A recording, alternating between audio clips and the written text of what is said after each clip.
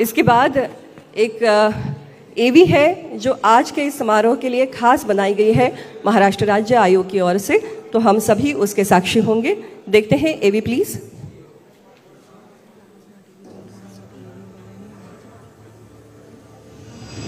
On 25 January 1993, the government of Maharashtra established the Maharashtra State Women's Commission, a statutory body with civil court powers created to protect women's rights and secure justice. Today, under Chairperson Rupali Chakrankar, the Commission continues to be the voice of the voiceless.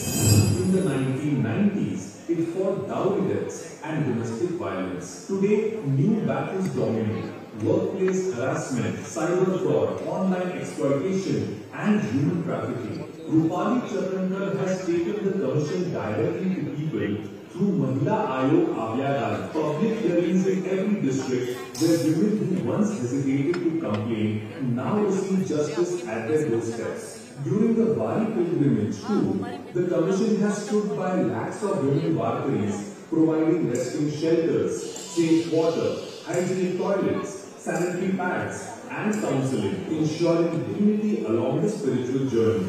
The Commission has tackled one of the darkest crimes, human trafficking. With embassies and the Ministry of External Affairs, it rescued 24 women trapped abroad, including in Oman. Statewide campaigns and national consultations have been launched, linking Maharashtra to global anti-trafficking efforts.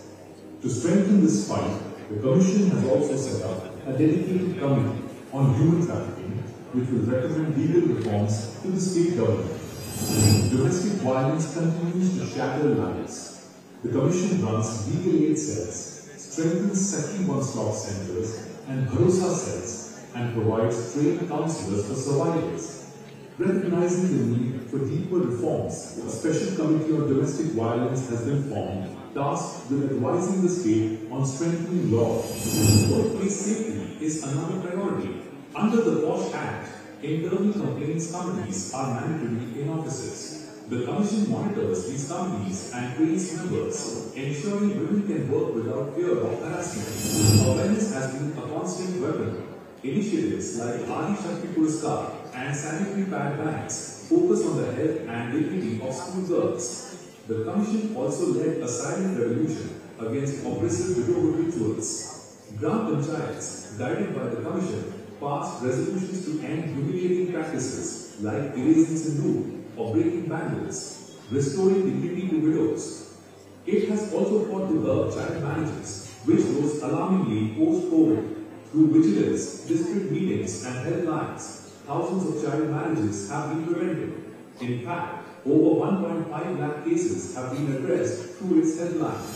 In today's digital era, threats have moved online. To fight cyber fraud, trolling, sextortion, and deepfakes, the Commission launched Mission E-Suraksha with Meta, training students and women across Maharashtra in digital safety.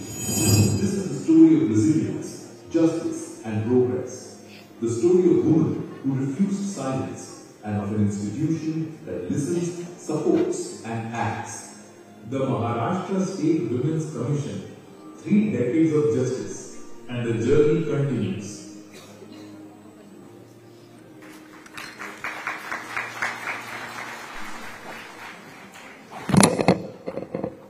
जैसा कि हमने इस एवी में देखा, और Rahatkar ma'am जैसा हमेशा कहती है कि महिला आयोग क्या है, पहली प्रतिक्रिया किसी भी संकट की, और जब महिला किसी संकट में होती है तो उसकी पहली फर्स्ट रिस्पोंडेंट जो होता है वो महिला आयोग होता है, चाहे वो राष्ट्रीय महिला आयोग हो, राज्य महिला आयोग हो। और मैं सभी महाराष्ट्र की जनता में जितनी भी स्त्रियां हैं, महिलाएं हैं, उनकी ओर से कहना चाहूँगी कि हम रूपाली मैम की तरफ जब देखते हैं तो हमें पता है कि हम सुरक्षित हाथों में हैं और हमारी कोई आवाज़ है, तो उस आवाज़ का मैं यहाँ पर स्वागत करती हूँ। आदरणीय रूपाली चाकणकर जी को मैं विनती करूँगी कि सभी के स्वागत में आप कुछ कहें।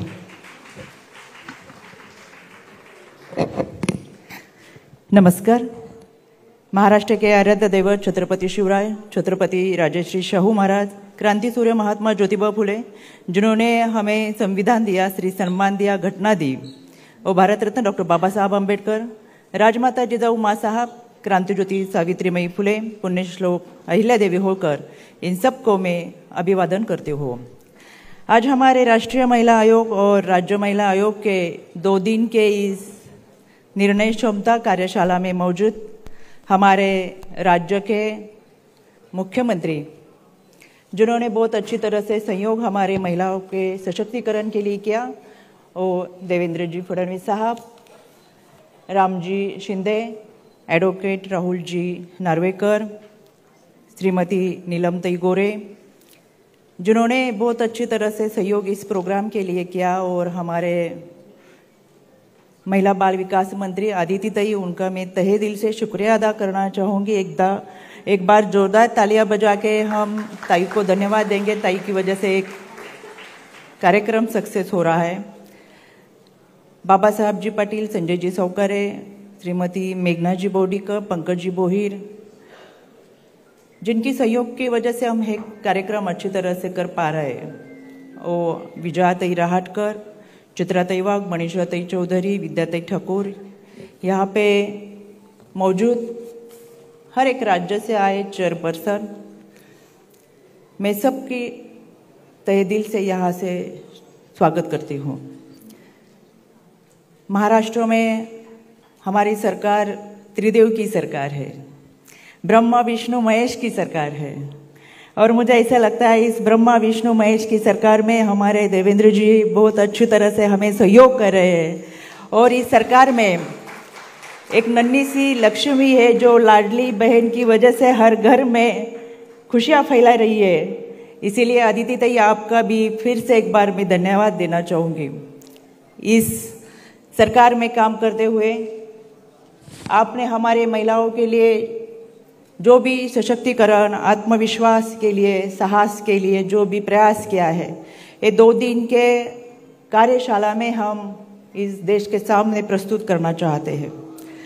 आज के इस 2 दिन के कार्यशाला में आंध्र प्रदेश, अरुणाचल प्रदेश, आसाम, बिहार, हरियाणा, हिमाचल प्रदेश, कर्नाटक, केरला, मणिपुर, मेघालय, नागालैंड, पांडिचेरी, सिक्किम, तमिलनाडु, तेलंगाना, उत्तराखंड, उत्तर प्रदेश और दिल्ली से आए सभी प्रतिनिधि, देश भर से आए सभी तज्ञ, मैं सबका महाराष्ट्र की तरफ से स्वागत करती हूँ। आज इस कार्यक्रम में 2 दिन में हम क्या लेके जाएंगे? इस 2 दिन में हमने 4 साल में बहुत अच्छी तरह से काम राज्य महिला आयोग की तरफ से किया है। इसमें आईसी कमेटी होगी, ह्यूमन ट्रैफिकिंग के बारे में प्रोग्राम हो गए, डीवी के बारे में हो गए, बहुत अच्छी तरह से पोर्टल सामने लाके ऑनलाइन कंप्लेंट हम महिलाएं कर सकती हैं। तो ये सब कुछ हर एक राज्य के चेयरपर्सन के साथ बांटते हुए उन्होंने भी बहुत अच्छा तरह से काम अपने अपने राज्यों में किया है, ये हम यहाँ पे प्रस्तुत करेंगे। अपनी प्रगति और अनुभव के देश के सामने प्रस्तुत करने का एक मौका हमें इस दौरान मिल रहा है। पिछले 3 दशकों से महाराष्ट्र में महिला आयोग महिलाओं के लिए बहुत अच्छे तरह से काम कर रहा है, और मुझे विश्वास है कि देश भर हमारे साथी आयोग के साथ साझा करने में हम बहुत खुशी हो रही है। हम सब अलग अलग भाषा से आ रहे, अलग अलग राज्य से आ रहे, हमारी समस्या लेकिन एक जैसी है, हमारी चुनौतियाँ एक जैसी है।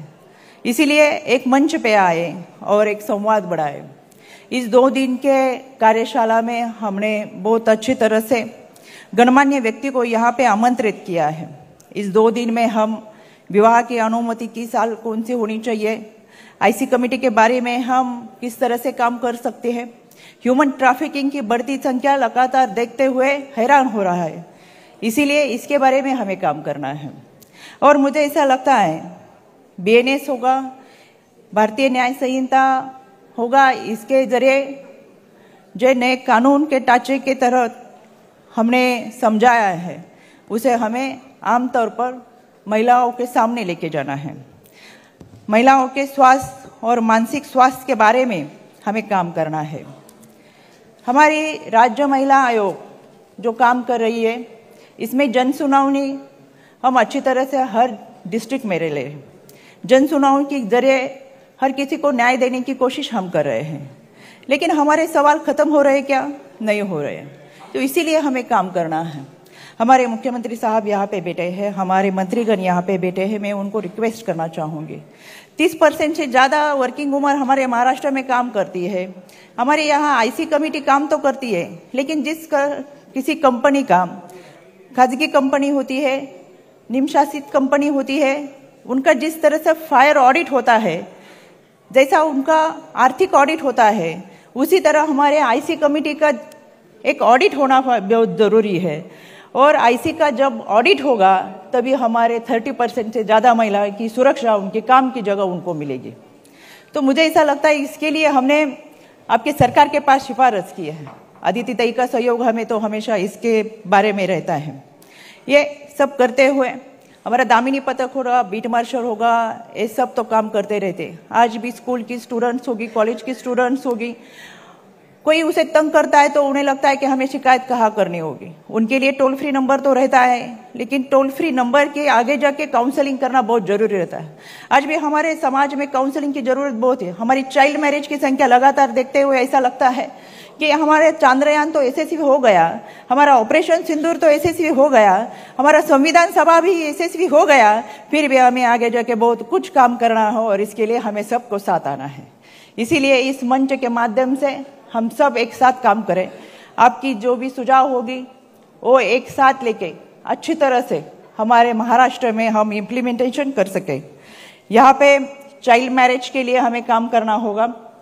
चाइल्ड मैरिज के केसेस दिन भी बढ़ते जा रहे हैं, या ह्यूमन ट्रैफिकिंग के बारे में भी बहुत सारे केसेस बढ़ते रहे हैं।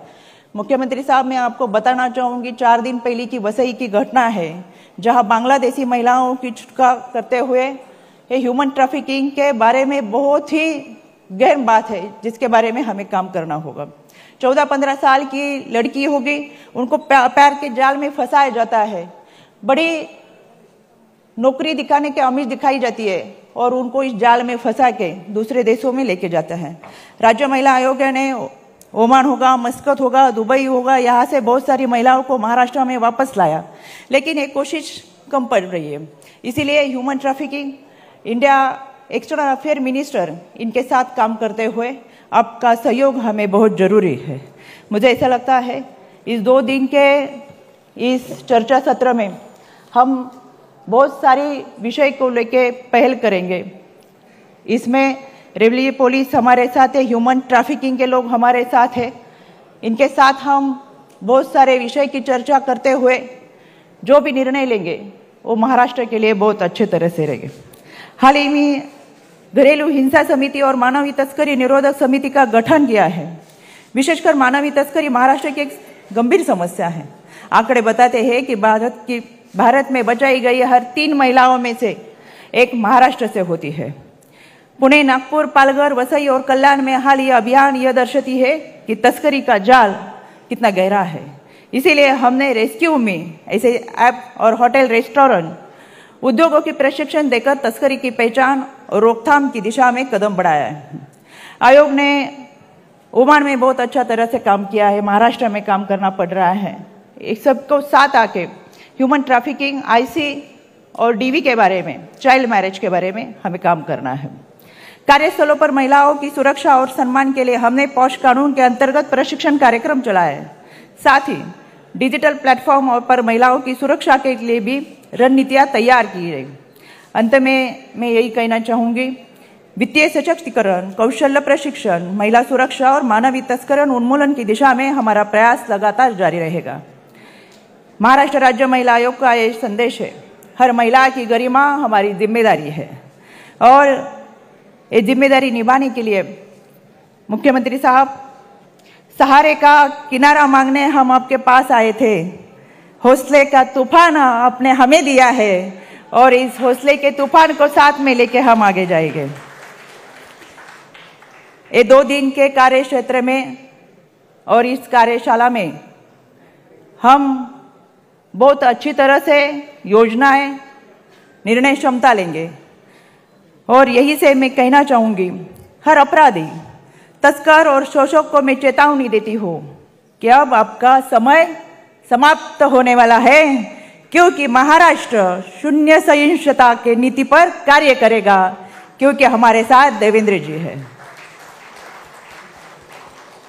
महाराष्ट्र के महिलाओं की सुरक्षा के प्रदान करने के लिए ये 2 दिन के कार्यशाला में बहुत अच्छे गणमान्य लोग उपस्थित रहे हैं। मैं फिर से एक बार सबका स्वागत करती हूँ और सभी मंत्रीगण यहाँ पे उपस्थित रहे, तहे दिल से उनका भी शुक्रिया अदा करती हूँ। आने वाले 2 दिन में बहुत अच्छी तरह से काम राज्य महिला आयोग की तरफ से किया जाएगा। फिर से एक बार सभी राज्य से आए चेयरपर्सन, मेंबर सेक्रेटरी, हमारे चेयरपर्सन, महाराष्ट्र के चेयरपर्सन, मैं सबका तहे दिल से शुक्रिया अदा करती और स्वागत करती हूँ। धन्यवाद। जय हिंद, जय Maharashtra. Thank you so much ma'am. और निश्चित ही इन सभी समस्याओं को समाधान मिलेगा। और अब मैं आग्रह करूंगा honourable minister of women and child development of Maharashtra miss Aditi Tatkare ji से कि वे अपने संबोधन के माध्यम से इस कार्यक्रम को आगे बढ़ाएं। मैम महाराष्ट्र में महिलाओं की आशा का केंद्र बिंदु है, स्वागत है मैम।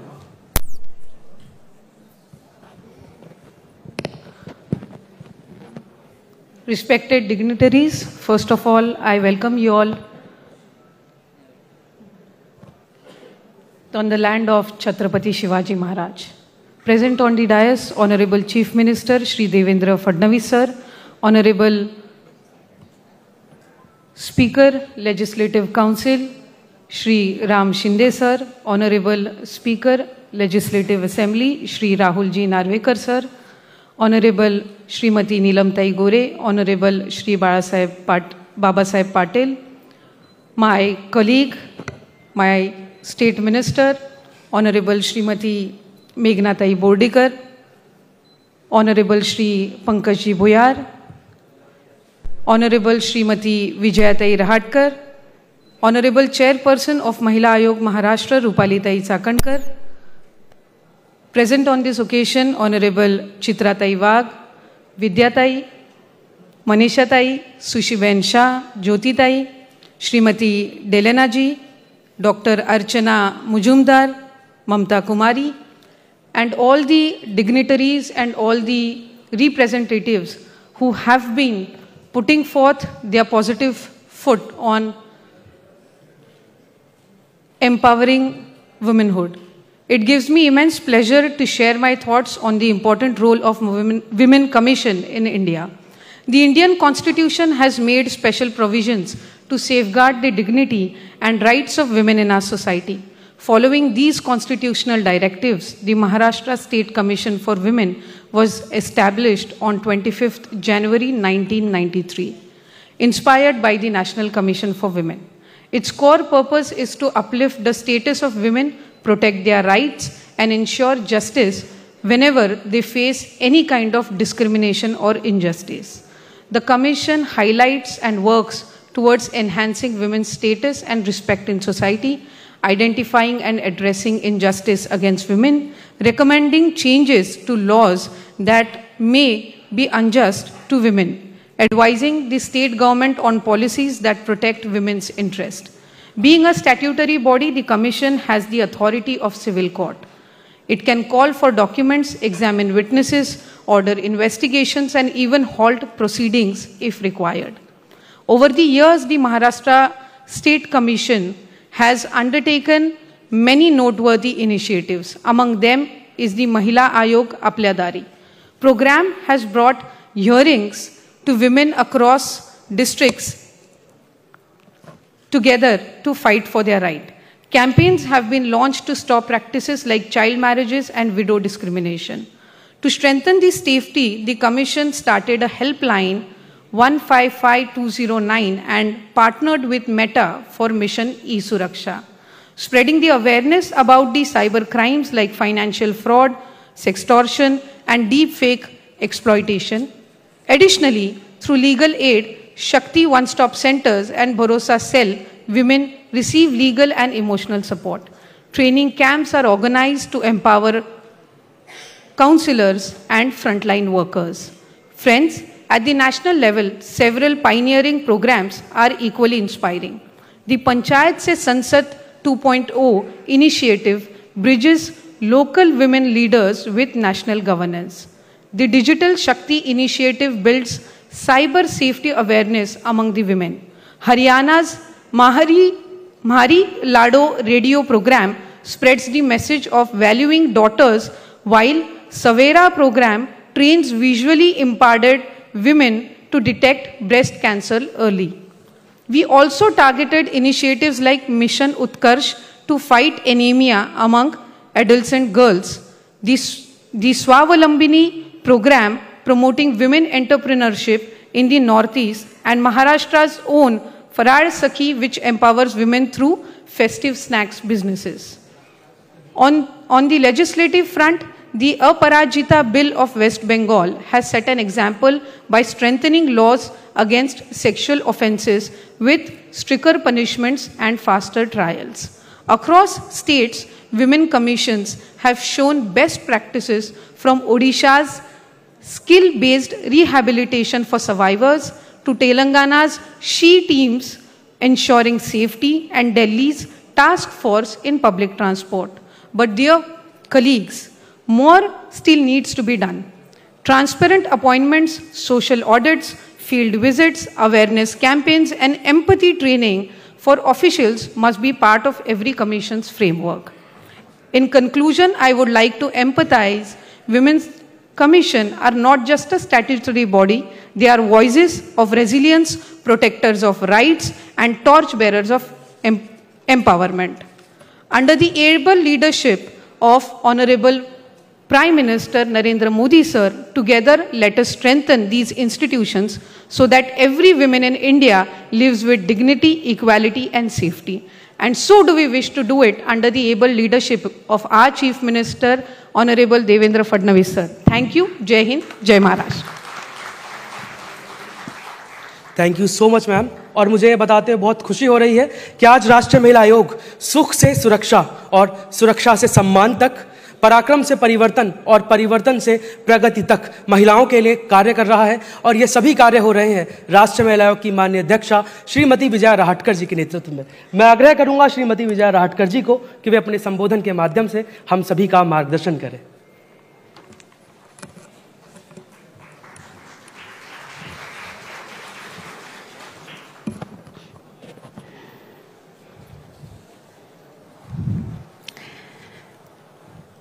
राष्ट्रीय महिला आयोगाच्या वतीनं आज जी संपूर्ण देशभरामधल्या सगळ्या कोण्याकोण्यातून आलेल्या सगळ्या ज्या आमच्या विमेन कमिशनच्या चेअरपर्सन्स आहे यांची कॉन्फरन्स होते आहे। या कॉन्फरन्समध्ये महाराष्ट्राचे आराध्य दैवत असलेले छत्रपती शिवरायांना मी मनपूर्वक नमन करते, ज्यांनी संविधानाची नीव ठेवली आणि ज्यांनी उत्तमपणे संविधान तयार केलं असे डॉक्टर बाबासाहेब आंबेडकरांची ही भूमी आहे। मी त्यांना सुद्धा अभिवादन करते।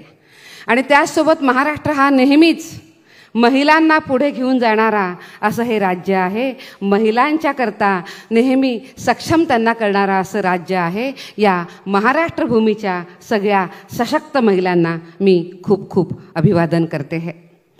आज इथं सगळ्या आमच्या वुमेन कमिशनच्या चेयरपर्सनचं पण मी खूब खूब स्वागत आणि अभिनंदन करते।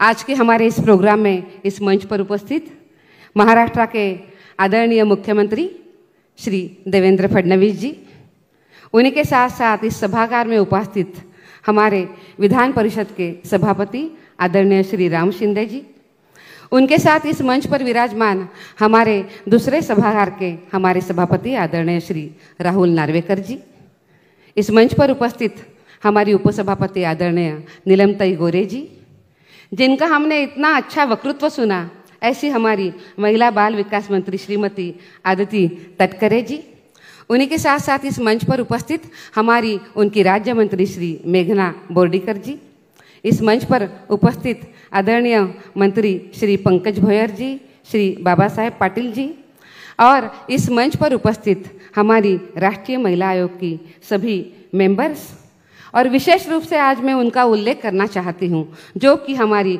महाराष्ट्र विमेन कमीशन की चेयरपर्सन है श्रीमती रूपाली चाकणकर जी, जिन्होंने इतने अच्छे तरीके से राष्ट्रीय महिला आयोग को सहयोग किया और इतने अच्छी तरीके से इस कार्यक्रम को आयोजन करने के लिए सफल बनाया। ऐसी मेरी बहन रूपाली जी, सभी सम्माननीय व्यासपीठ और उसी के साथ साथ मेरे सामने बैठे हुए हमारी महाराष्ट्र की विधानसभा विधान परिषद की हमारी सभी विधायकगण, जो आज विशेष रूप से यहाँ पर उपस्थित है।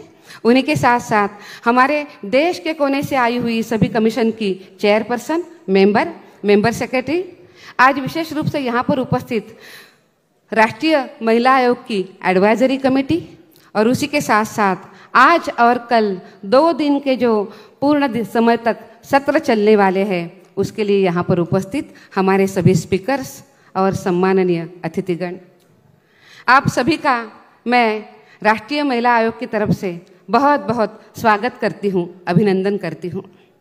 और आज ये बहुत खुशी की बात है कि देश का लगभग ऐसा कोई एक भी प्रदेश नहीं है कि जहाँ से इस कॉन्फ्रेंस के लिए, इस शक्ति संवाद के लिए कोई उपस्थित नहीं हुआ है। देवेंद्र जी, सभी जगह से हमारी चेयरपर्सन आई है, सभी मेंबर्स आई है, उसी के साथ साथ मेंबर सेक्रेटरी भी आए हैं। ये बहुत खुशी की बात है। मैं अपने महाराष्ट्र में जिस भूमि से मैं आती हूँ, अपनी मुंबई में आप सभी का बहुत दिल की गहराई से बहुत बहुत स्वागत करती हूँ। वैसे देखा जाए तो राष्ट्र की अध्यक्षा हूँ तो पूरा देश ही हमारा है, पर जिस भूमि से हम आते हैं उस भूमि पर अगर हम अपने बहनों का स्वागत कर पाते हैं तो उससे और खुशी की बात कोई नहीं हो सकती है। आपका बहुत बहुत स्वागत है। पर इस स्वागत करने के लिए, आपके लिए जिस तरीके से महाराष्ट्र गवर्नमेंट ने हमें सहयोग दिया है, विशेष रूप से हमारे मुख्यमंत्री देवेंद्र फडणवीस जी ने और हमारी मंत्री आदिति ताई ने और रूपाली ताई ने, उनके लिए मैं बहुत बहुत धन्यवाद करती हूँ। आज मेरे लिए बहुत खुशी की और सौभाग्य की बात है कि हमारे मुख्यमंत्री जी, जिनको देखते हुए हम चलते हैं, उनका जो सामाजिक जीवन है, जो सामाजिक जीवन हम किस तरीके से हम चला पाते हैं, किस तरीके से लोगों के उपयोगी हम आते हैं, जनता की सेवा करते हैं, ऐसे जिनको देखते हुए हम सभी लोग चलते हैं, आज वो इस मंच पर उपस्थित हैं। देवेंद्र जी, आपका बहुत बहुत स्वागत है, अभिनंदन है। हमारे मुख्यमंत्री जी ऐसे हैं कि सिर्फ बात नहीं करते हैं, प्रत्यक्ष रूप में अमल करते हैं। मुझे बहुत खुशी होती है मैं जब देश के अनेक कोने पे जाती हूँ, प्रदेशों में जाती हूँ, और तब जब मैं कहती हूँ कि महाराष्ट्र के हमारे मुख्यमंत्री, उनके सभी सहयोगी गण, पूरी सरकार, सभी हमारे विधायक गण जब कहते हैं, अपना नाम जब बताते हैं, जब मुख्यमंत्री जी अपना खुद का नाम देवेंद्र सरिता गंगाधर राव फडणवीस कहते हैं, तो उस माँ को वो जो सम्मान देते हैं, ये सिर्फ बोलने की बात नहीं होती है। हमारी माँ, हमारी बेटियाँ, हमारी बहन, उनके लिए हम लगातार काम करते हैं, करते रहेंगे और सम्मान के साथ करते रहेंगे। ये जो संदेश आपने दिया है, ये संदेश पूरे देश भर में बहुत सराहनीय ऐसा ही है। आज मुझे आप सभी के लिए कुछ कहना है। हमने सभी ने तय किया, नेशनल विमेन कमीशन की चेयरपर्सन बनने के बाद देवेंद्र जी, हमने ये तय किया कि सभी स्टेट के विमेन कमीशन को हम साथ लेकर चलेंगे। आज भी महिलाओं के अनेक प्रश्न हैं, महिलाओं को बहुत ज़्यादा मदद की ज़रूरत भी होती है, पर उसी के साथ साथ महिलाओं के सक्षमीकरण के लिए देश में बहुत बहुत पॉलिसीज़ भी बन रही है, बहुत अच्छे तरीके से महिलाएं आगे भी बढ़ रही है। इन सभी विषयों को देखते हुए अगर नेशनल वुमेन कमीशन के साथ सभी स्टेट वुमेन कमीशन मिलकर काम करते हैं तो हम एक तरीके से, एक दिशा में हम काम कर पाएंगे। कितनी बार हम काम करते हैं, अलग अलग विषयों में काम करते हैं, तो फिर उसका एकत्रित परिणाम नहीं दिखता है। हमें अगर एकत्रित परिणाम भी मिलना है, महिलाओं को सुरक्षा और सम्मान देना है, तो हमें मिलकर काम करने की बहुत ज़रूरत मुझे लगी थी और हमने शुरू किया हमारी चेयरपर्सन्स के साथ, सभी स्टेट्स के साथ एक शक्ति संवाद। हमने पहला शक्ति संवाद उत्तर प्रदेश में अयोध्या में किया और अयोध्या में बहुत अच्छा उसका उपयोग हुआ। उसके बाद 4 महीने में हमारे ये ध्यान में आया कि हम मिलकर बहुत शानदार काम कर रहे हैं, एकत्रित मिलकर काम हो रहा है, तो ये बहुत ही अच्छी बात है। और दूसरा शक्ति संवाद आज हमारी, आपकी सभी की अपनी मुंबई में ये हो रहा है। आज इस शक्ति संवाद में हम अनेक विषयों पर बात करेंगे। हम कमीशन के चेयरपर्सन होने के नाते, मेंबर होने के बातें, हमें अनेक विषयों पर काम पढ़ना होता है। हमारी जो कंप्लेंट एंड रिड्रेसल सिस्टम है उसको हमें बहुत ताकतवर बनाना होता है, ताकि हमारे पास जो भी महिलाएं आए उनके साथ हम न्याय कर पाए। उस विषय में हम मिलकर एकत्रित कैसे काम कर सकते हैं। जब मैं महाराष्ट्र में थी, जब वुमेन कमिशन की चेयरपर्सन थी, तब हमने महिला आयोग आपल्या दारी हा उपक्रम सुरू केला। ये जो उपक्रम था, इसी उपक्रम को लेकर हम बाद में भी चलते रहे। आज राष्ट्रीय महिला आयोग आपके द्वार हम ये काम कर रहे हैं। पर रूपाली जी, मुझे बहुत खुशी लगती है, बहुत अच्छा लगता है कि जो उपक्रम को मैंने शुरू किया था आपने उसको बंद नहीं किया, आपने उसको कंटिन्यू चलाने का प्रयास किया। आज रूपाली ताई का भी जब महिला आयोग आपल्यादारी में देखती हूँ तो मुझे बहुत खुशी होती है कि भले व्यक्ति बदल जाता है पर व्यवस्था नहीं बदलती है, आपने उसको कायम रखा। आज राष्ट्रीय महिला आयोग पूरे देश भर में जाते हुए राष्ट्रीय महिला आयोग आपके द्वार इस नाम की जन सुनवाई करता है। मुझे ये कहते हुए बहुत खुशी हो रही है कि गत 3 महीने में हम अलग अलग प्रदेशों में गए, लगभग 13 प्रदेशों में हम जाकर आए 3 महीने में, और उसमें हमने 75 से भी ज़्यादा जन सुनवाई हम कर पाई है। पर ये इसका पूरा श्रेय मैं मेरे मेंबर्स को देती हूँ। मेरे मेंबर्स ने जो काम किया है वो इतना शानदार है कि वो अपने अपने डिस्ट्रिक्ट में प्रवास करती है और जन सुनवाई करती आती है। हमें जन सुनवाई के लिए मिलकर क्या तरीका हो सकता है, हमें एकत्रित सोचने की ज़रूरत है। मैं आज देख रही हूँ कि उत्तर प्रदेश जैसा बड़ा जो प्रदेश है वो प्रदेश इसी जन सुनवाई को आगे बढ़ा रहा है। इसी के साथ साथ मुझे ये भी कहना है कि हमें आज मिलकर ये भी सोचना है कि हमारे सामने जो प्रश्न है, महिलाओं के जो प्रश्न है, उस विषय पर भी हमें बात करने की बहुत ज़रूरत होती है।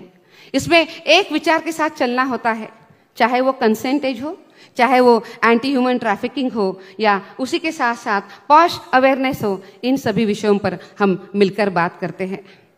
हम कितनी बार महिलाओं को सिर्फ देह के रूप में देखते हैं, जबकि लिंग विरहित अगर हम उनको देखते हैं तो उनके सम्मान में कोई कमी नहीं आती है। इसीलिए इनर वुमन के लिए भी आज हम बात करेंगे, और इसी तरीके से केयर इकोनॉमी के ऊपर भी आज हम बात करेंगे। राष्ट्रीय महिला आयोग समय के साथ चलने वाला आयोग है। हमने ये भी सोचा है कि हमने पूरे देश के कमीशन के लिए, देश की महिलाओं के लिए हम बहुत अच्छा काम साइबर क्राइम के खिलाफ चलने के लिए हम करेंगे, और इसके लिए हमने अनेक कार्यक्रमों का आयोजन किया। मैं आज विशेष उल्लेख करना चाहती हूँ उन कार्यक्रमों को जो कैंपस कॉलिंग है, जो हम युवाओं के लिए करते हैं। हर यूनिवर्सिटी, हर कॉलेज में हम ये कार्यक्रम करते हैं, और उसी के साथ साथ मैं उसी भी प्रोग्राम का उल्लेख करना चाहती हूँ जो हम आर्टिफिशियल इंटेलिजेंस को लेकर चल रहे हैं। आज पूरे देश भर में यशोदा AI, ये हमारा आर्टिफिशियल इंटेलिजेंस का कार्यक्रम चल रहा है। इसका उपयोग करते हुए आप साइबर क्राइम से तो बच सकते हैं, पर प्रत्यक्ष रूप में अपने जीवन में जो हमें काम करना है, ये काम हम AI के माध्यम से कैसे कर सकते हैं, इसके बारे में भी बहुत अच्छा प्रशिक्षण दिया जाता है। देवेंद्र जी, मुझे आपको ये भी कहना है कि हम एक बहुत अच्छा कार्यक्रम कर रहे हैं, उसका नाम है शी द चेंज मेकर। हमारी जो बहनें हैं, जो सरपंच है, ब्लॉक ऑफिसर है, या ब्लॉक की प्रधान है, उसके साथ साथ जिला परिषद के मेंबर है, पार्षद है, उनके लिए शी द चेंज मेकर कार्यक्रम चलता है। और मैं बहुत खुशी के साथ आपको कहना चाहती हूँ कि हजारों की संख्या में हमने उन सभी बहनों को हमने प्रशिक्षित किया है। पंचायत से पार्लियामेंट तक एक कार्यक्रम चलता है। ये कार्यक्रम हमारे पार्लियामेंट में सेंट्रल हॉल में हम करते हैं। सेंट्रल हॉल में हमारी जो 3 टायर सिस्टम की जनप्रतिनिधि है, पिछली बार हमने हमारी जनजातीय क्षेत्र की जनप्रतिनिधियों को बुलाया था, उनको हम उस सेंट्रल हॉल में लेके जाते हैं, और सेंट्रल हॉल में हमारी बहनें वहाँ पे बैठते हुए काम करती है, चर्चा करती है।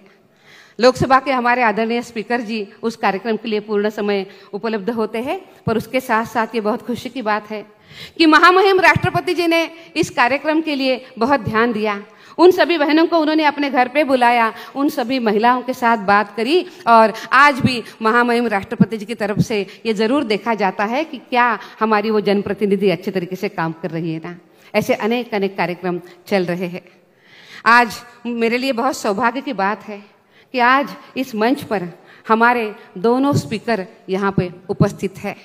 महिलाओं का सम्मान किया जाता है, ये सिर्फ बोलने की बात नहीं होती है, तो प्रत्यक्ष रूप में यहाँ पे उपस्थित होके हमारी बहनों को साथ शुभकामनाएं देने के लिए हम आपके साथ हैं, ये बताने के लिए हमारे दोनों भी स्पीकर सर यहाँ आज आए हैं। मैं उनका बहुत बहुत धन्यवाद करती हूँ। वैसे ही बात हमारी नीलम ताई की है, हमारी उपसभापति है, महिलाओं के प्रश्नों में बहुत अच्छे तरीके से देखती है, वो भी आज यहाँ पर उपस्थित है। तो मैं आज आपको कह रही थी कि हम आज 2 विषयों के ऊपर मैं माननीय मुख्यमंत्री जी आपको आग्रह करना चाहूँगी कि हम जो sexual harassment at work place का जो कानून है, जो पॉश कानून है, इसमें इंटरनल कमेटी का और लोकल कमेटी का प्रावधान कहा गया है। अभी लगभग हर जगह पे ये इंटरनल कमेटी और लोकल कमेटी बन गई है, पर प्रत्यक्ष रूप में इन्होंने और ज़्यादा काम करने की ज़रूरत है। इस कानून के बारे में अनेक गलतफहमियां लोगों के मन में हैं, हमें वो भी कम करने की ज़रूरत है। कानून हमेशा जेंडर न्यूट्रल होता है, वो कोई पुरुषों के खिलाफ नहीं होता है या महिलाओं के खिलाफ नहीं होता है, ये हमें बहुत बताने की ज़रूरत है। और इस कानून में अगर महिला भी गलती करती है तो उनको भी सज़ा का प्रावधान रखा गया है। तो ऐसी अनेक गलतफहमियां हैं जिसके लिए हमें बताने की ज़रूरत है, उसका जो वर्किंग किस तरीके से होता है वो भी बताने की ज़रूरत है। मुझे आपको आग्रह करना है, महाराष्ट्र में तुलना में बहुत अच्छे तरीके से इंटरनल कमेटी बन गई है, लोकल कमेटी भी है, पर इसके साथ साथ महाराष्ट्र में बहुत ज़्यादा उद्योग भी है। यहाँ पे ऐसे सभी क्षेत्र की और इंटरनल कमिटीज बनाने की बहुत ज़्यादा ज़रूरत है। आपके भी अपने राज्यों में वो बनाने की ज़रूरत है। मैं आपको आग्रह करूँगी कि आपका जो इंडस्ट्री डिपार्टमेंट है, हमारा एजुकेशन डिपार्टमेंट है, अन्य डिपार्टमेंट है, इनको हम ज़रूर आग्रह करें कि वो अपने अपने क्षेत्र की इंटरनल कमिटीज ज़रूर बना के ले ले, हर साल में उनका रिपोर्ट भी मंगवाए। वही बात मैं लोकल कमेटी की भी करूँगी। लोकल कमेटी हमारे सबके लिए बहुत महत्वपूर्ण है। लोकल कमेटी हमारे जिले में जो असंगठित क्षेत्र की काम करने वाली महिलाएं हैं, उन महिलाओं को मदद करने वाली ये कमेटी है। इस कमेटी का सक्षमीकरण करना बहुत ज़रूरी है। अगर वो इनएक्टिव नहीं होती है तो फिर वो महिलाओं की मदद नहीं कर पाती है। इसीलिए राष्ट्रीय महिला आयोग ने ये तय किया है कि इस साल हम पूरे देश के 100% डिस्ट्रिक्ट में हम खुद जाएंगे और लोकल कमेटी की क्षमता हम पूरी अच्छे तरीके से उपयोग में लाएंगे। मुझे आज ये कहते हुए बहुत अच्छा लग रहा है कि हमने अभी तक 125 जिले में हम गए हैं इस 3 महीने में, और हमने लोकल कमेटी का बहुत अच्छे तरीके से ट्रेनिंग किया है, उनको काम करने के लिए प्रेरित किया है, उनको हम मॉनिटर भी कर रहे हैं। मुझे आपको आग्रह करना है कि अगर एकत्रित रूप में महाराष्ट्र की सभी लोकल कमेटी का एक ट्रेनिंग यहाँ पे होता है तो राष्ट्रीय महिला आयोग यहाँ आते हुए वो ट्रेनिंग को पूरा करेगा, ताकि हमारी लोकल कमेटी बहुत अच्छे तरीके से काम भी करे। आदरणीय मुख्यमंत्री जी, मुझे आपको और एक निवेदन करना है। आज हम देख रहे हैं कि हमारे देश में हमारी जो विवाह संस्था है, ये पूरे विश्व के लिए एक अनुकरणीय और बहुत उत्सुकता का विषय है। परिवार के साथ हम रहते हैं, परिवार में मिलकर चलते हैं। अगर इस विवाह में कभी कुछ अड़चन आती है तो पोस्ट मैरिटल कम्युनिकेशन के लिए हमारे यहाँ अनेक व्यवस्था है। पुलिस है, कमीशंस है, उसी के साथ साथ नालसा डालसा है और फैमिली कोर्ट्स भी है। पर प्री मैरिटल कम्युनिकेशन के लिए इसके पहले हमारे यहाँ व्यवस्था होती थी कि एकत्रित कुटुंब पद्धति है। धीरे धीरे अब कारणों की वजह से वो थोड़ी सी कम होने लगी है। हमें थोड़ा सा इस विषय पे ध्यान देने की बहुत ज़्यादा ज़रूरत है। इसीलिए राष्ट्रीय महिला आयोग ने यह तय किया है कि हम हर जिले में प्री मैरिटल कम्युनिकेशन सेंटर स्थापित करेंगे, जिसका नाम है तेरे मेरे सपने। ये दोनों के सपने हैं, दोनों ने मिलके चलना है, दोनों ने मिलके विचार करना है, दोनों ने अपने बुरे जीवन को आगे बढ़ाना है। पर कितनी बार हम ये भी देखते हैं कि हम बाकी अन्य सब विषयों पर विचार करते हैं कि शादी कैसी होनी है, भोजन के लिए क्या होना है, जगह कैसी होनी है, गेस्ट कौन आने वाले हैं। हम ये जरूर सोचें, पर इसके साथ साथ हम ये भी सोचें कि उन दोनों का जो जीवन है वो अच्छे तरीके से आगे कैसे बढ़ सकते हैं, वो दोनों मिलके कैसे आगे चल सकते हैं। इस विषय के लिए संवाद करने के लिए हमने ये तेरे मेरे सपने जो प्री मैरिटल कम्युनिकेशन सेंटर है, इसकी स्थापना करी है। मुझे आज कहते हुए बहुत अच्छा लग रहा है कि हमने देश के कलेक्टर्स, इसी के साथ साथ म्यूनिसिपल कमिश्नर, यूनिवर्सिटीज़ और कुछ NGOs, इनको हमने ये स्थापित करने के लिए कहा था, और आज देश में करीबन 11 स्टेट में हमारे 60 प्री मैरिटल कम्युनिकेशन सेंटर शुरू हो गए हैं। इसमें से अच्छी संख्या हमारे अपने महाराष्ट्र की है। मैं ये कहना चाहूँगी कि मुंबई में एक सेंटर शुरू हो गया है जो मेट्रो है, पर हमारा सोलापुर में सांगोला जैसा जो गांव है, जो कि बहुत छोटा है, पहले मुझे ही लगता था कि इतने छोटे गांव में इसकी क्या ज़रूरत है, पर अगर मैं आज कहती हूँ कि सबसे अच्छा अगर सेंटर कहीं चल रहा है तो हमारे सांगोला का सेंटर चल रहा है। यानी कि ये भी अधोरेखित होता है कि मेट्रोज में तो इसकी ज़रूरत है, पर छोटे गांवों में भी उसकी बहुत ज़रूरत है।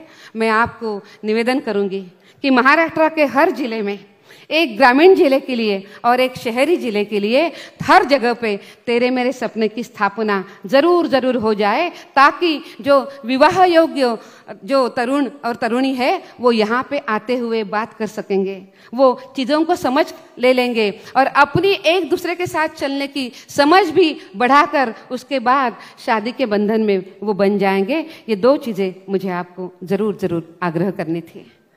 मुझे मेरी सभी चेयरपर्सन बहनों को कहना है कि हम सभी लोग महिलाओं के उत्थान के लिए, महिलाओं के सक्षमीकरण के लिए, उनके सुरक्षा और सम्मान के लिए हम सभी एकत्रित आते हैं, मिलके सोचते हैं, मिलके विचार करते हैं। और जैसे हमने ये शुरू किया है, मैं देख रही हूँ कि मेरे सभी कमीशंस आज बहुत अच्छा काम कर रहे हैं। मैं अगर कोई एक का उल्लेख करती हूँ तो वो अच्छा नहीं होगा। सबके लिए मैं बोल सकती हूँ कि आपने कितना अच्छा काम आप कर रहे हैं, बस समय के अभाव से मैं उल्लेख नहीं कर पाऊंगी, पर मैं आप सभी को रोज ऑब्जर्व करती रहती हूँ। हम एकत्रित बात करते हैं, एकत्रित अनेक चीज़ों पर भी हम सोचते रहते हैं। आप जिस तरीके से काम कर रही है, आगे बढ़ रही है, ये बहुत अच्छी बात है। आज हमने पॉश में सब लोगों ने मिलकर एकत्रित काम किया, आज पॉश के बारे में कुछ अच्छी चीज़ें दिखाई देने लगी है। कंप्लेंट रिड्रेसल सिस्टम हमारी बहुत अच्छी चल रही है। पर और थोड़ा सा एक विषय ज़रूर है कि जो बहुत ज़रूरतमंद महिलाएं होती है, जिनको बहुत भरण पोषण की ज़रूरत होती है, कितनी बार उनको हम मदद नहीं कर पाते हैं।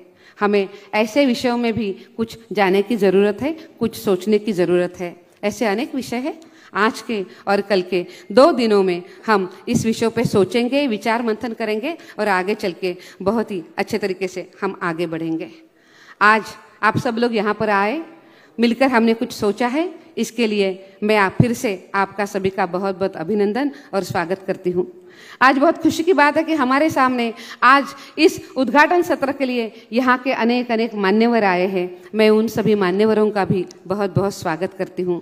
और आदरणीय मुख्यमंत्री जी, महाराष्ट्र ने जो हम सभी को जो सम्मान दिया है, जो आपने हमें प्यार से यहाँ पे 2 दिन बुलाया है, इसके लिए हम आपके लिए बहुत बहुत सिर्फ धन्यवाद नहीं स्थापित करते हैं, तो हृदय की गहराई से महाराष्ट्र के लिए सभी चेयरपर्सन अपने हृदय में स्थान रखेगी। मैं हमारी मंत्री जी का, हमारी अध्यक्षा रूपाली ताई का फिर से बहुत बहुत धन्यवाद करती हूँ। आप सभी यहाँ पर आए, इसके लिए आपका भी धन्यवाद करते हुए मेरे वाणी को विराम देती हूँ। बहुत बहुत धन्यवाद। Thank you so much.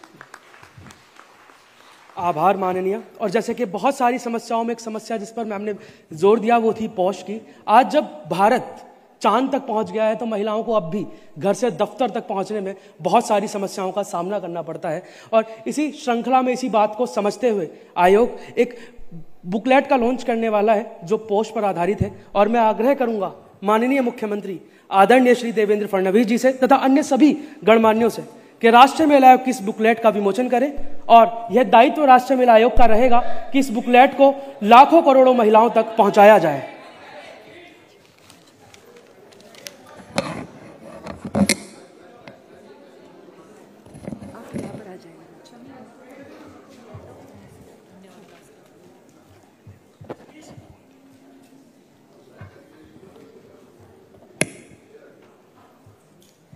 यहाँ पर इस पुस्तिका का विमोचन महाराष्ट्र राज्य के माननीय मुख्यमंत्री देवेंद्र जी फडणवीस साहब तथा अन्य गणमान्यों के शुभ कर कमलों से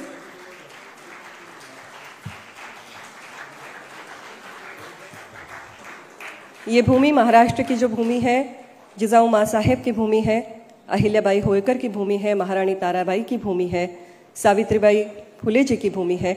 और इस भूमि में ये हर कोई महिला सुरक्षित महसूस करे, हर कोई महिला को शस्त्र और शास्त्र दोनों का आधार मिले, यही हमारा सपना है। आज आप सब यहाँ पर आए हुए हमारे अतिथि हैं, तो महाराष्ट्र के बारे में जब मेहमान हमारे घर आते हैं तो हमारी घर की जो सबसे खूबसूरत चीज़ होती है उसके बारे में हम ज़रूर अभिमान के साथ, फक्र के साथ कुछ कहना चाहते हैं। तो वैसी भी भावना मेरे मन में भी अभी है। तो फिर एक बार आप सभी का स्वागत करते हुए हमारे माननीय मुख्यमंत्री आदरणीय देवेंद्र फडणवीस साहब के बारे में मैं कुछ कहना चाहूँगी। जैसा कि अभी रूपाली ताई ने कहा कि एक त्रिमूर्ति है हमारे पास, ब्रह्मा विष्णु महेश है, जो स्त्री शक्ति संगठन के लिए जुटे हुए हैं। यहाँ पर उल्लेख हुआ लाड़की बहन योजना का, तो लाडली बहन एक ऐसी योजना है कि मासिक राशि हर महिला को जिसको ज़रूरत है वहाँ पर सरकार की ओर से दी जाती है। पर जैसी बहन लाडली है वैसी यहाँ पे कन्या भी लाडली है और यहाँ की बहू भी लाडली है। हाल ही में एक योजना का निर्माण किया है, सरकार की ओर से किया गया है, आदरणीय देवेंद्र जी के नेतृत्व में किया गया है, जो है यहाँ पर जो बहू है वो भी सुरक्षित हो। तो जितना आप अपने मैके में सुरक्षित महसूस करते हैं उतना अपने ससुराल में भी आप सुरक्षित महसूस करें।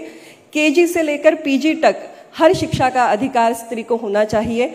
मैं बचत गट के बारे में ज़रूर कहना चाहूँगी क्योंकि बचत गट एक बहुत ही स्त्री शक्ति की संगठन की एक मिसाल है और आज आदरणीय देवेंद्र जी के नेतृत्व में नए 7 लाख बचत गटों का निर्माण किया गया है और पहले से जो मौजूद है वो तो है ही। तो लाखों की गिनती से एक ही और स्टैटिस्टिक्स, यहाँ पर कई सारी बातें कहने जैसी है लेकिन एक स्टैटिस्टिक्स जरूर कहना चाहूँगी कि लखपति योजना है, लखपति दीदी योजना हमारे पास है और उस योजना में 25 लाख आज तक लाभार्थी हुए हैं, 25 लाख महिलाएं लखपति हुई है और ये देवेंद्र जी का सपना है कि 1 करोड़ महिला तक इस संख्या को हम पहुँचाएं, ये उनका संकल्प है। तो जो ऐसी जिनकी सोच ऐसी है कि 50% अगर हमारी पार्टनरशिप है विकास में महिला के तौर पर, तो महिला जिसका 50% पार्टनरशिप है उसको मौका 100% मिलना चाहिए। ये जिनकी सोच है, ऐसे हमारे आदरणीय मुख्यमंत्री श्री देवेंद्र जी फडणवीस से मैं विनती करना चाहूँगी, सर आप इस सभा को संबोधित करें।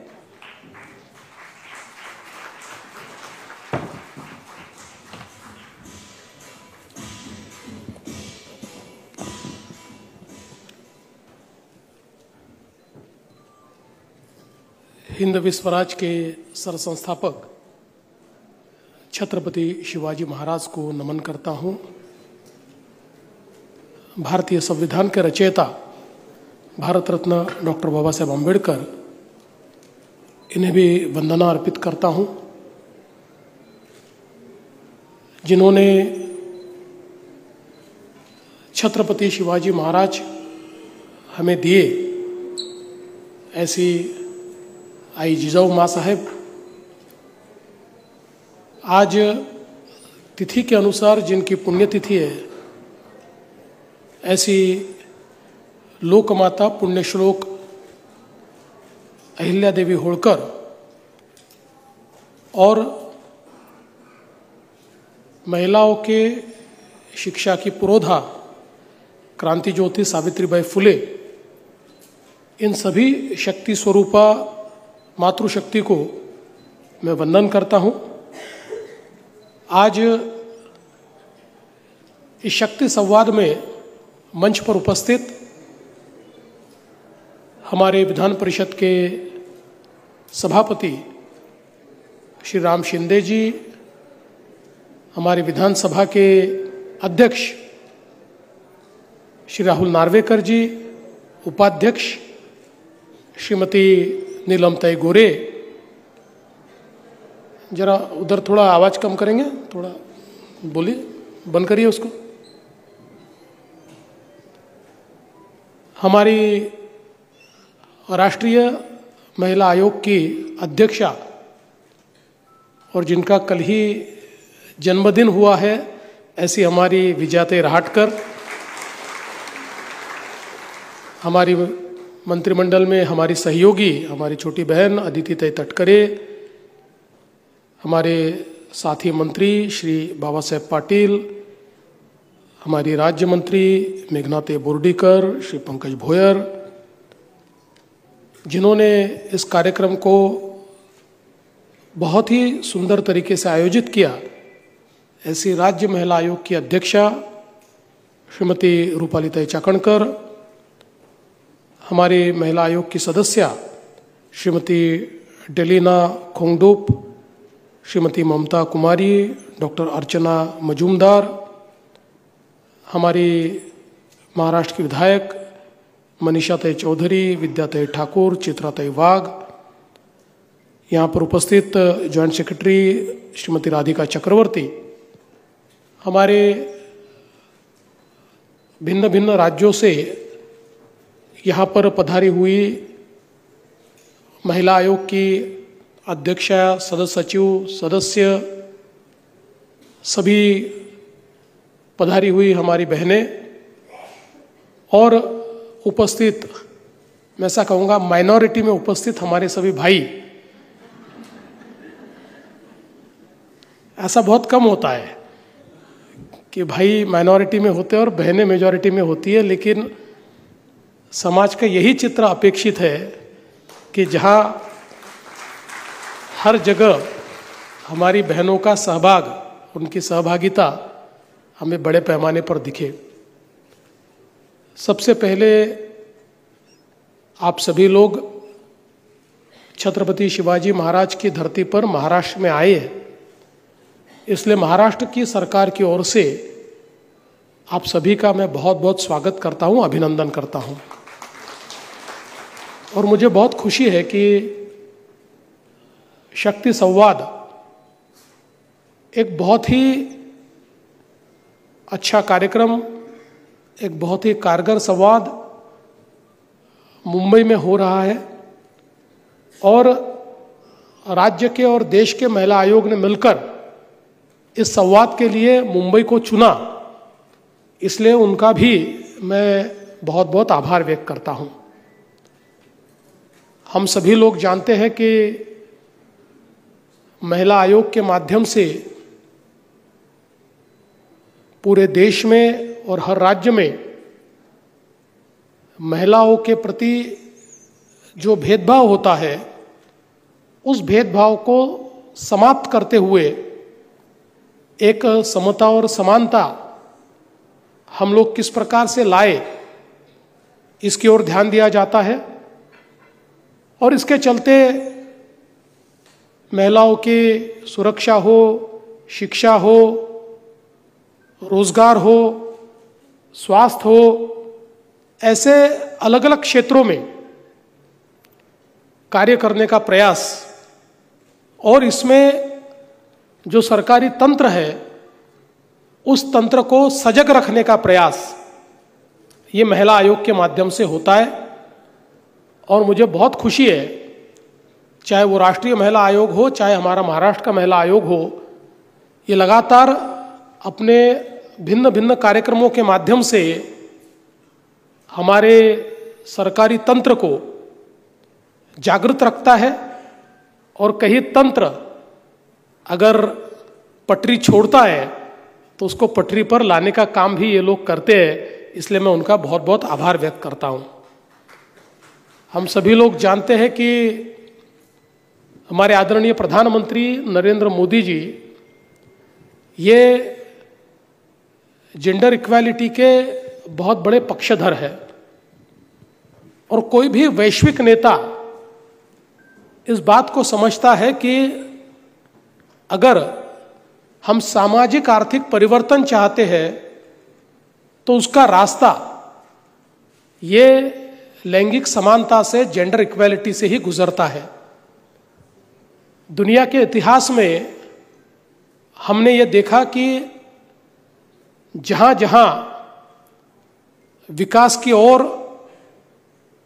जिन जिन राष्ट्रों ने अपना प्रवास किया है, उस प्रवास में लैंगिक समानता उस प्रवास का एक मील का पत्थर साबित हुआ है। आज हम विकसित भारत की ओर जाना चाहते हैं। प्रधानमंत्री जी ने 2047 के विकसित भारत की परिकल्पना हमारे सामने रखी है। और ये जो विकसित भारत है, ये तभी संभव हो पाएगा जब हमारी जनसंख्या का 50% हिस्सा इस विकास की यात्रा का भागीदार होगा।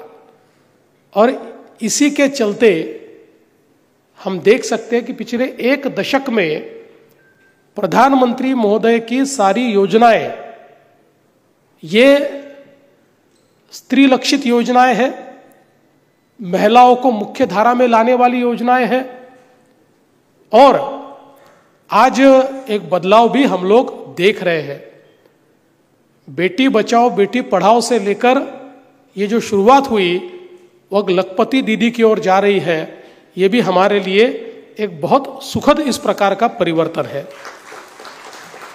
हमने अक्सर ये देखा कि दुनिया में चाहे पहले यूरोप हो, फिर अमेरिका हो,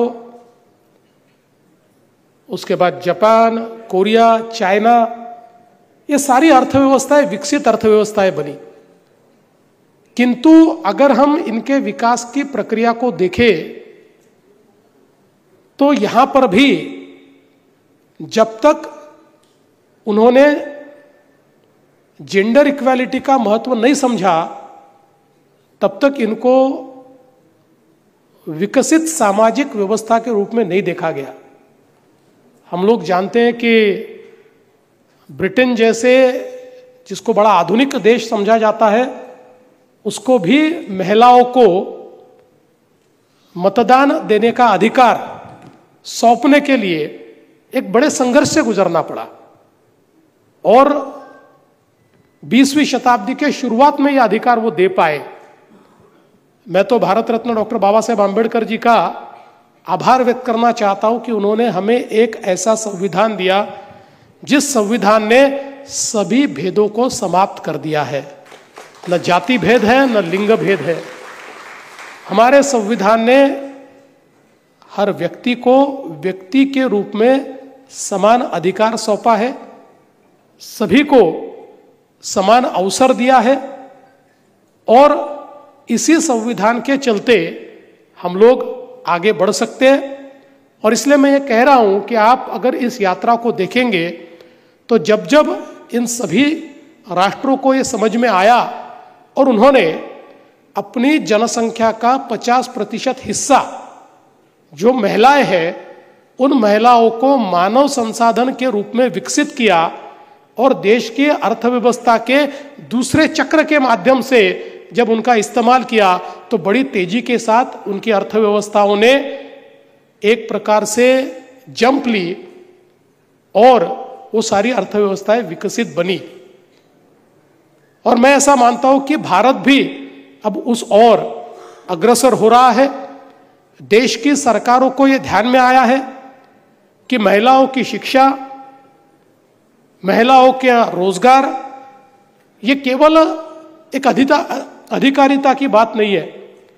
अधिकारिता तो उसमें मिलती ही है, लेकिन उसके साथ साथ ये सामाजिक आर्थिक परिवर्तन का उपकरण है और सामाजिक आर्थिक परिवर्तन अगर तेजी के साथ करना है तो इसमें हमको बहुत ध्यान देना पड़ेगा। मुझे बड़ी खुशी है कि महाराष्ट्र की हमारी सरकार ने हमारी जो बच्चियां हैं उन बच्चियों को KG to PG पूर्ण रूप से जो शिक्षा है उसको मुफ्त में शिक्षा देने का निर्णय किया। और आज चाहे वो इंजीनियरिंग हो, मेडिकल हो, MBA हो, BBA हो, ऐसे सभी कोर्सेस में हमारी बच्चियां आज पढ़ पा रही है। उनकी शिक्षा का जो आर्थिक भार है वो सरकार संभाल रही है। और इसका परिणाम यह है कि हम लोग मुख्यमंत्री के तौर पर आजकल किसी भी कॉन्वोकेशन में किसी भी यूनिवर्सिटी में जाते हैं तो अगर यूनिवर्सिटी में 100 गोल्ड मेडल होते हैं तो उनमें से 90 गोल्ड मेडल बच्चियों को मिलते हैं और 10 गोल्ड मेडल केवल बच्चों को मिलते हैं। तो इसका सीधा मतलब यह है कि अवसर दिया तो शक्ति है, और शक्ति है और उसको अगर दबा कर रखा तो उसके परिणाम ये समाज और देश की व्यवस्था पर होते हैं। इसलिए अवसर देना ये बहुत जरूरी है। आज जिसकी यहाँ पर इसका उल्लेख हुआ, महाराष्ट्र में हमने लाडली बहना जैसी योजना चालू की। हमारी अदिति तटकरे इन्होंने मंत्री के रूप में बहुत अच्छे तरीके से इस योजना को संचालित किया। आज करीब 2.5 करोड़ हमारी बहनों को हम हर महीने 1500 रुपये ये उनके अकाउंट में देते हैं। और मुझे इस बात की खुशी है कि अब धीरे धीरे ये केवल 1500 रुपये तक सीमित नहीं हुआ, तो महिलाओं में एक क्षमता होती है कि हमारी कुछ महिलाओं ने मिलकर इसके माध्यम से एक स्मॉल फाइनेंस बैंक तैयार की। ऐसी सारी महिलाओं को इकट्ठा करते हुए और उन पैसों की बचत करते हुए महिलाओं को उसमें से कर्जा देकर और उनको अपने पांव पर कैसे खड़ी कर पाए, इसका एक नया मॉडल तैयार हुआ। अब उस मॉडल को हम लोग हर जिले में रेप्लिकेट करने का विचार कर रहे हैं, प्रयास चालू हो गया है, कुछ जगह उसकी शुरुआत भी हो गई है।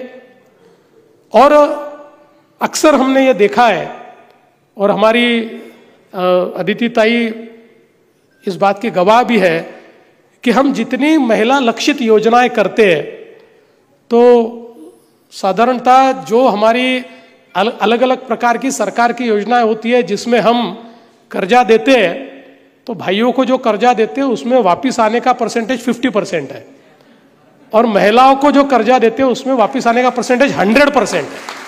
100%। एक भी पैसा कभी ऐसा होता नहीं है कि महिलाओं ने वापस नहीं किया। और आज ये भी हमारे लिए गर्व की बात है, अभी अभी जैसे बताया गया कि महाराष्ट्र में प्रधानमंत्री जी ने लखपति दीदी का कार्यक्रम शुरू किया, तो हमने पहले साल 25 लाख लखपति दीदी तैयार कर ली है।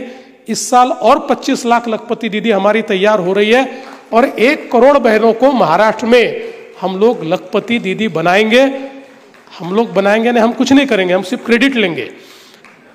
लखपति दीदी तो अपने मेहनत से बनेगी, हमारे कार्यक्रम उसमें केवल केंद्र सरकार के और राज्य सरकार के होंगे, लेकिन उनके बनने के बाद हम ये क्रेडिट लेंगे कि हमने हमारी 1 करोड़ बहनों को यहाँ पर लखपति दीदी बनाया है। पर आज मैं ये देखता हूँ कि ये जो पैशन हमारी महिलाओं में हमको देखने को मिलता है, ये बहुत महत्वपूर्ण है।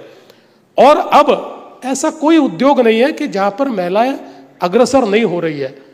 अभी केवल ये बचत गटों तक ये सीमित नहीं है। अब आर्टिफिशियल इंटेलिजेंस की बात हुई, महाराष्ट्र पहला राज्य है जिसने माइक्रोसॉफ्ट के साथ मिलकर हमारी जो स्किल यूनिवर्सिटी है उसने महाराष्ट्र में 10,000 महिलाओं को आर्टिफिशियल इंटेलिजेंस में ट्रेनिंग दिया है, और आज उसका उपयोग करते हुए अलग अलग क्षेत्रों में वो काम करने की कोशिश कर रही है। मैं ये कहना चाहता हूं कि अब हमने महाराष्ट्र के हर जिले में एक मॉल तैयार करना शुरू किया है। ये मॉल ये केवल हमारे महिलाओं के जो बचत गट है उनके लिए हमने डेडिकेट किया है। हमारी महिलाओं के बचत गटों की जो वस्तुएं बनती है वो वस्तुओं की बिक्री के लिए एक मार्केट प्लेस के रूप में हम उसको इस्तेमाल करेंगे। पिछले कुछ सालों में उसका ब्रांडिंग हो चुका है, उसका एक ई मार्केट प्लेस तैयार हो चुका है, और मुझे लगता है कि एक आंदोलन के रूप में आज ये सारा कार्य बड़ी तेजी के साथ चल रहा है। और मेरा विश्वास है कि अपने पांव पर हमारी जो महिलाएं वो खड़ी होने में एक गति अब महाराष्ट्र में तैयार हो गई है। इसके साथ साथ निश्चित रूप से महिलाओं की सुरक्षा ये भी एक बहुत अहम बात है, क्योंकि हम लोग देखते हैं कि आज बहुत बड़े पैमाने पर महिलाओं की सुरक्षा का प्रश्न हमारे सामने। समाज जितना विकसित हो रहा है, मुझे कहते हुए दुख हो रहा है कि उतना विकृत भी हो रहा है।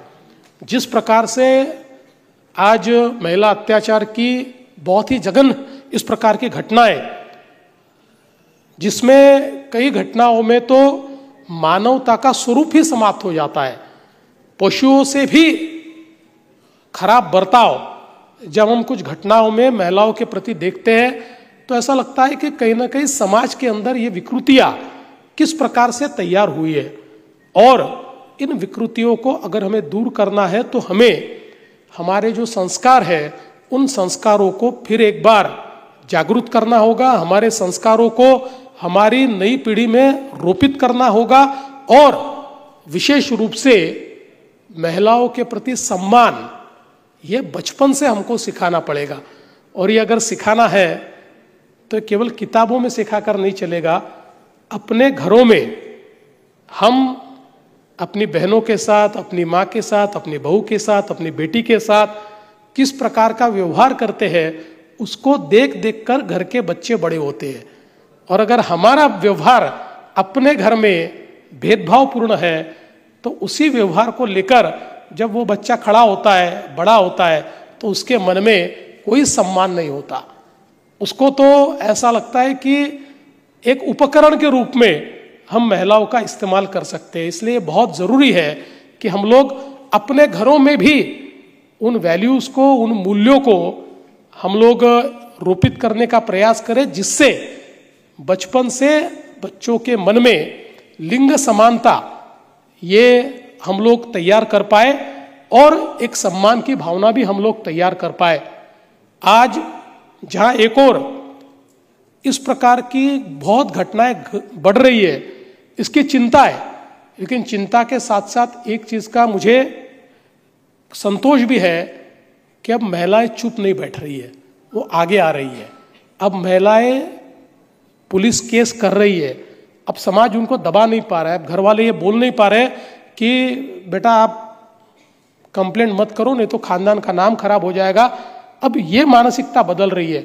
इसलिए जब मैं बढ़ता हुआ नंबर देखता हूं तो चिंता तो होती है, लेकिन मुझे पता है कि अगर इस प्रकार के जख्मों को हम दबा कर रखेंगे तो धीरे धीरे वो जख्में इस हद तक पहुंचेगी कि हमको उस अवयव को काट देना पड़ेगा। उससे अच्छा है कि इसको बाहर निकालिए, इसको समाज के सामने लाइए, इसके ऊपर चर्चा कीजिए और इसके ऊपर बहुत ही कारगर इस प्रकार की उपाय योजना कीजिए। क्योंकि आज देखिए, शायद ये पहले भी होता होगा, लेकिन आज वो सामने आ रहा है जब हम लोग देखते हैं कि महिलाओं के अत्याचार में 99% अत्याचार ये या तो उनके रिश्तेदारों के माध्यम से या फिर उनके करीबी या पहचान के लोगों के माध्यम से होते हैं। तो इसका सीधा मतलब है कि समाज की इन विकृतियों को आज हम लोग आगे ला पा रहे हैं। शायद इससे पहले भी ये विकृतियां रही होगी, थोड़ी कम रही होगी, थोड़ी ज्यादा रही होगी, लेकिन इसको दबाने का प्रयास हुआ है। अब ये प्रयास समाप्त हो रहा है और अब आवश्यकता इस बात की है कि अब इसको केवल रजिस्टर करने तक नहीं, तो हम इसको तेजी के साथ हम लोग लॉजिकल एंड पर ले जाए। और मुझे बहुत इस बात का संतोष है कि जो नए कानून भारत सरकार ने तैयार किए हैं, उन नए कानूनों ने अब इस बात का प्रावधान किया है। इससे पहले राज्य अलग अलग प्रकार से नियम करते थे कि हम लोग जल्दी प्रोसिक्यूट कर पाए, जल्दी चार्जशीट कर पाए, लेकिन अब उसको कानून में ही परिवर्तित करने का काम ये केंद्र की सरकार ने किया है। और तीनों नए कानून एक प्रकार से अब इस प्रकार के जो मामले, इन मामलों को लॉजिकल एंड पर ले जाना और कन्विक्शन तक उनको पहुंचाना, इसके लिए बड़ी तेजी से काम करेंगे। मुझे खुशी है कि महाराष्ट्र में अब हम लोग 90% से भी ज्यादा केसेस में समय से पहले चार्जशीट दाखिल कर रहे हैं और फास्ट ट्रैक कोर्ट में उसको चलाकर इनमें से ज्यादा केसेस में जितनी जल्दी हम लोग अपराधियों को सजा दे पाए वो सजा देने का प्रयास हमारा चल रहा है। और इसमें तो कई जघन्य अपराधों में कुछ दिनों में या कुछ महीनों में अब एक प्रकार से शिक्षा हुई है, दंड हुआ है या बहुत ही पीनल इस प्रकार की एक्शन हुई है। तो मैं ऐसा मानता हूं कि ये भी एक बहुत महत्वपूर्ण इस प्रकार की परिस्थिति है।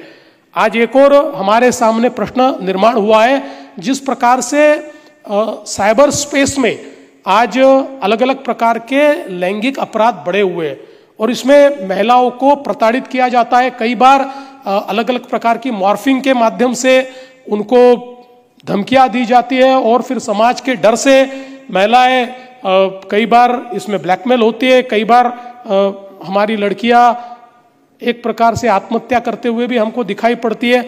इनके ऊपर भी बहुत कारगरता के साथ और बहुत ही फर्मली हम लोगों को आगे जाना पड़ेगा, क्योंकि आर्टिफिशियल इंटेलिजेंस जैसी चीजें ये जैसे एक प्रकार से हमारी एफिशिएंसी को बढ़ा रही है, वैसे ही ये चीजें हमारे नए प्रश्न भी खड़ी कर रही है। आज किसी का भी चेहरा, किसी का भी आवाज हम लोग मॉर्फ कर सकते हैं, उसको हम लोग वीडियो में परिवर्तित कर सकते हैं, किसी को भी प्रताड़ित कर सकते हैं।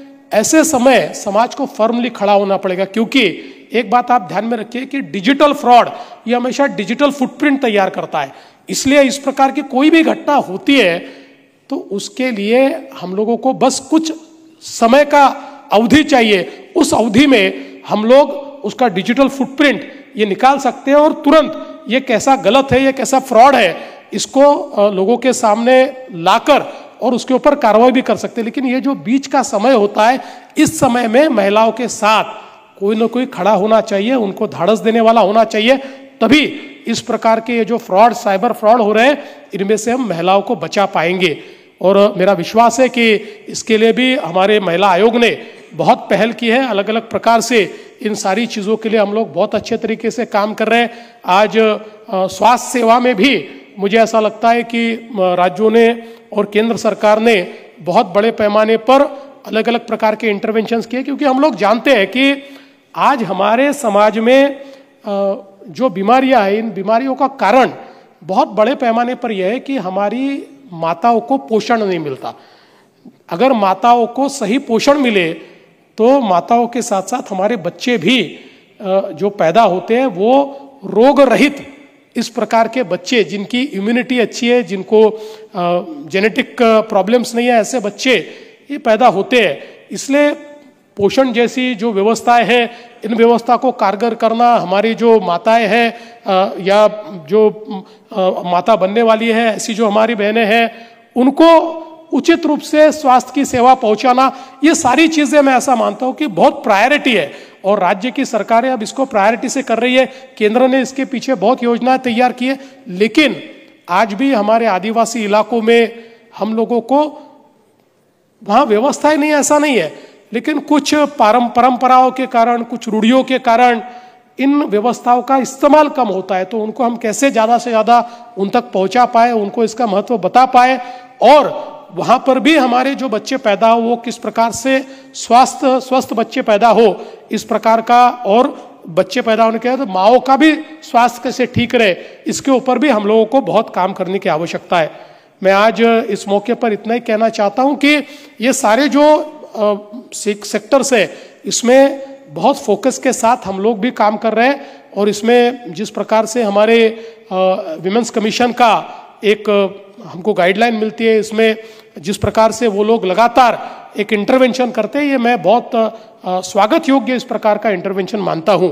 आज विजयाताई ने हमसे कुछ अपेक्षाएं भी व्यक्त की है, विशेष रूप से आप जो हमारी सारी कमिटीज का एक सम्मेलन महाराष्ट्र में लेना चाहते हैं तो हम आपका स्वागत करते हैं। हमारी रूपाली ताई उसको ऑर्गेनाइज करेंगे, आप जरूर इस प्रकार का एक कार्यक्रम महाराष्ट्र में लीजिए और हम सब लोग उसमें सहभागिता देंगे, क्योंकि मैं इस बात को मानता हूं कि जितना नीचे तक इस इंस्टीट्यूशन को हम लोग मजबूत करेंगे तभी हम लोग ग्राउंड पर इसके रिजल्ट्स ला पाएंगे, नहीं तो ये रिजल्ट लाना बड़ा कठिन होगा।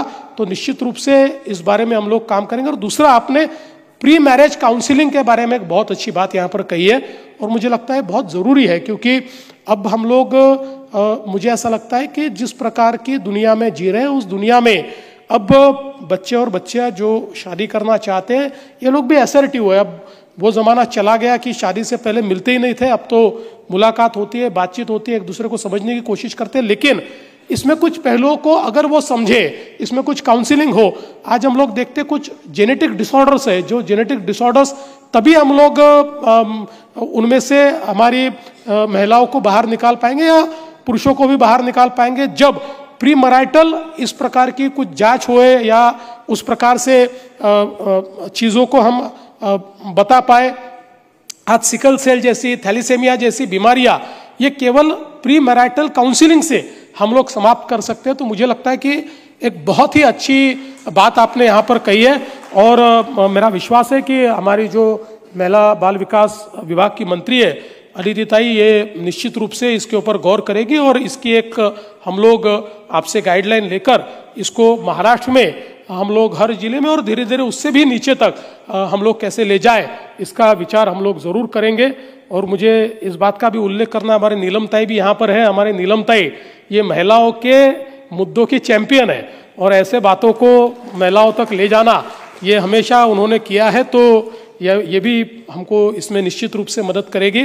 तो मैं आज के इस मौके पर आप सभी को बहुत बहुत बधाई देना चाहता हूँ कि आपने शक्ति संवाद के माध्यम से एक बहुत ही महत्वपूर्ण इस फोरम पर सारी चर्चाएं ली है और इन चर्चाओं के माध्यम से जो आप एक मंथन करेंगे, जो चिंतन करेंगे, उसको भी हम लोग समझेंगे और उस चिंतन को और मंथन को आप हमारे पास लाएंगे तो उसको पॉलिसीज में हम कैसे परिवर्तित करें इसका प्रयास हम लोग करेंगे।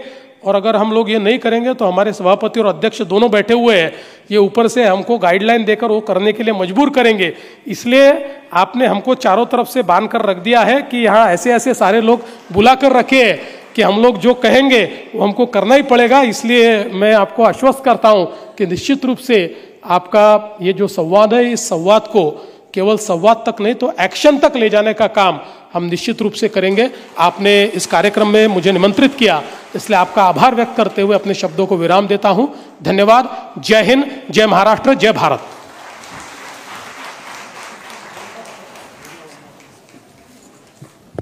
मी सन्मान्य राज्याचे मुख्यमंत्री देवेंद्र फडणवीस साहेब यांच्या अनुमतीने आज शासनाच्या वतीने महिला व बाल विकास विभागाच्या वतीने आणि महिला आयोगाच्या वतीने आदरणीय विजयाताई रहाटकर ताईंचा विशेष या ठिकाणी सन्मान आदरणीय फडणवीस साहेब, आदरणीय राम शिंदे साहेब, आदरणीय राहुल नार्वेकर साहेब, नीलमताई, रुपालीताई, मेघनाताई, त्याचबरोबर आमच्या समोर बसलेल्या सर्व सहकारी चित्राताई, सुशीबेन, ज्योतिताई, मनीषाताई, विद्याताई यांनाही या ठिकाणी आमंत्रित करते.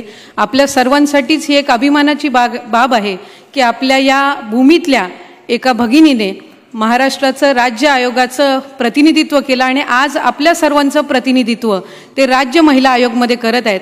मी सन्मान्य मुख्यमंत्री महोदयांना या ठिकाणी विनंती करते की आपल्या हातून आपण विजयाताईंना या ठिकाणी सन्मानित करावं.